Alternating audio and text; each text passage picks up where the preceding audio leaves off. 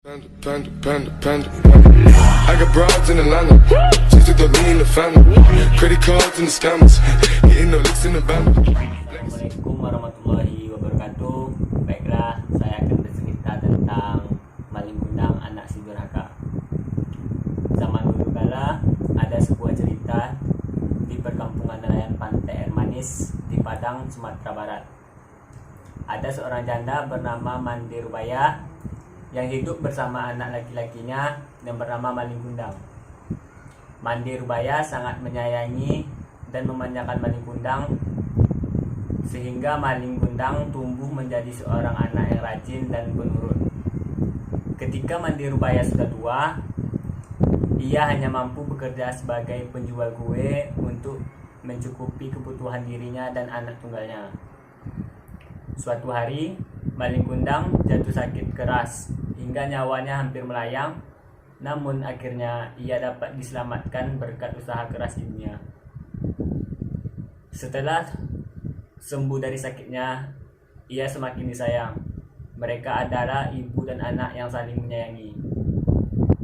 Saat dewasa, Malin memohon untuk merantau agar dapat mengubah nasibnya dan ibunya. Saat Malin sudah dewasa, ia meminta izin kepada ibunya untuk pergi merantau ke kota. Karena saat itu sedang ada kapal besar merapat di Pantai Air Manis. "Jangan Malin," kata ibunya. "Ibu takut terjadi sesuatu denganmu di tanah rantau sana. Menetaplah saja di sini, temani ibu," ucap ibunya yang sedih setelah mendengar keinginan Malin yang ingin merantau. "Ibu, tenanglah," kata si Malin. "Tidak akan terjadi apa-apa denganku," ujar Malin sambil menggenggam tangan ibunya. "Ini kesempatanmu," ujar Malin, "karena belum tentu setahun sekali ada kapal besar merapat di pantai ini. Aku ingin mengubah nasib kita, Bu. Izinkanlah," pinta Malin memohon. Dan Mandi Rubaya mengizinkan Malin untuk merantau. Ia pun memberikan bekal nasi untuk Malin. "Baiklah, ibu izinkan," ujar ibunya. "Cepatlah kembali, ibu selalu menunggumu nak," kata ibunya sambil menangis. Meski berat hasil akhirnya, Mandi Rubaya mengizinkan Malin untuk pergi. Kemudian Malin dibekali dengan nasi berbungkus daun pisang sebanyak 7 bungkus.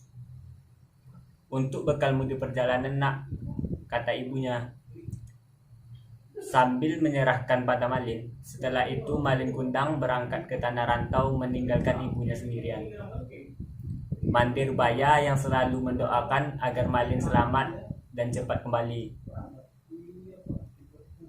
Ia selalu mendoakan agar anaknya selalu selamat dan cepat kembali. Beberapa waktu kemudian, ketika ada kapal yang datang merapat, ia selalu menanyakan kabar tentang anaknya.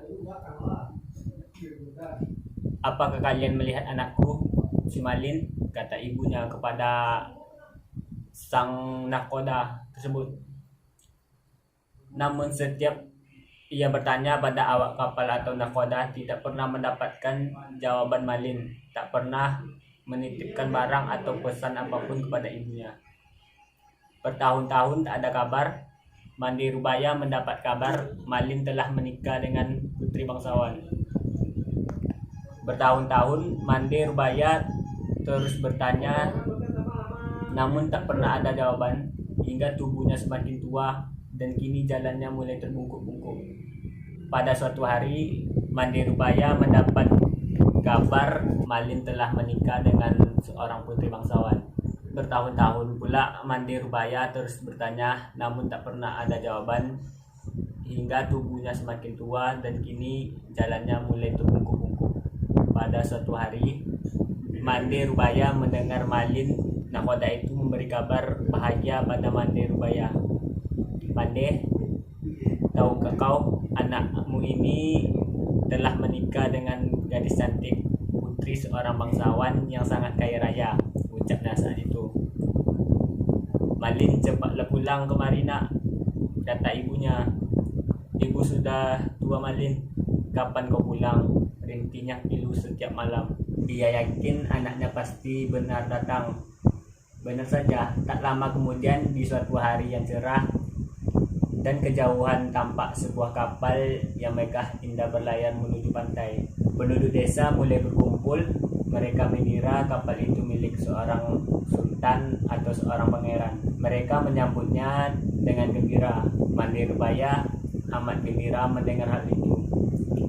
Ia selalu berdoa agar anaknya selamat dan segera kembali menjenguknya. Sinar keceriaan mulai menghampirinya kembali. Namun hingga berbulan-bulan semenjak ia menerima kabar Malin dari nakoda itu, Malin tak kunjung kembali untuk menengoknya. Ketika kapal itu mulai merapat, terlihat sepasang anak muda berdiri di anjungan. Pakaian mereka berkilauan terkena sinar matahari. Wajah mereka cerah dihiasi senyum karena bahagia disambut dengan meriah. Mande Rubaya yang menghampiri dan memeluk Malin karena takut kehilangan anaknya lagi.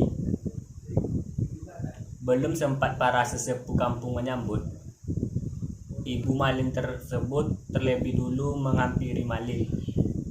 Ia langsung memeluknya erat Malin karena takut kehilangan anaknya lagi. "Malin anakku," kata ibunya. "Kau benar anakku?" katanya menahan isak tangis karena gembira. "Mengapa begitu lamanya kau tidak memberi kabar?" Malin terkejut karena dipeluk oleh ibunya dan istrinya pun juga merendahkan Mande Rubaya. "Perempuan jelek inikah ibumu?" kata istri si Malin. "Mengapa dulu kau bohong padaku? Bukankah dulu kau katakan bahwa ibumu adalah seorang bangsawan yang sederajat denganku?" ucapnya sinis. Mendengar kata-kata pedas istrinya, Malin Kundang pun langsung mendorong ibunya hingga terguling ke pasir. "Perempuan gila, aku bukan anakmu," ucapnya kasar. Malin tidak mengaku ibunya dan menendang Mande Rubaya hingga terkapar di pasir sambil menangis. Malin Kundang tidak memperdulikan perkataan ibunya. Dia akan mengakui ibunya. Dia tidak akan mengakui ibunya. Ia malu kepada istrinya melihat perempuan itu bersujud hendak memeluk kakinya. Malin menendangnya sambil berkata, "Hai perempuan gila, ibuku tidak seperti engkau melarat dan kotor." Perempuan itu terkapar di pasir, menangis dan sakit hati. Orang-orang yang melihatnya ikut terpana dan kemudian pulang ke rumah masing-masing. Mande Rubaya pingsan dan terbaring sendiri. Ketika ia sadar, pantai air manis sudah sepi. Mande Rubaya berdoa dengan hatinya yang pilu dan kemudian langit berubah menjadi gelap. "Ya Tuhan," kata ibunya, "kalau memang dia bukan anakku, aku maafkan perbuatannya tadi. Tapi kalau memang dia benar anakku yang bernama Malin Kundang, aku mohon keadilanmu. Ya Tuhan," ucapnya pilu sambil menangis. Tak lama kemudian cuaca di tengah laut yang tadinya cerah mendadak berubah menjadi gelap.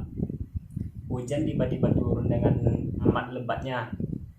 Datang badai besar yang menghantam kapal Malin Kundang dan tampak sebongkah batu yang menyerupai tubuhnya. Esoknya saat matahari pagi muncul di ujung timur, badai telah reda. Di pinggir pantai terlihat kepingan kapal yang telah menjadi batu. Itulah kapal Malin Kundang.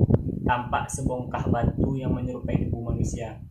Itulah tubuh Malin Kundang, anak durhaka yang dikutuk ibunya. Esoknya saat matahari pagi muncul di ujung timur, badai telah reda. Di pinggir pantai terlihat kepingan kapal yang telah menjadi batu. Itulah kapal Malin Kundang. Tampak sebongkah batu yang menyerupai tubuh manusia. Itulah tubuh Malin Kundang, anak durhaka yang dikutuk ibunya menjadi batu karena telah durhaka. Di sela-sela batu itu berenang-renang ikan teri, ikan belanak, dan ikan tenggiri. Konon, ikan itu berasal dari serpihan tubuh sang istri yang terus mencari Malin Kundang. Kisah legenda Malin Kundang ini memiliki pesan yang sangat dapat diambil oleh si kecil, yaitu sayangi kedua orang tuamu saat susah dan senang. Dan jangan melupakan jasa orang tuamu yang telah menyayangi dan mendidik dari kecil.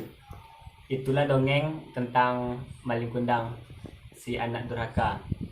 Sekian, terima kasih. Assalamualaikum warahmatullahi wabarakatuh.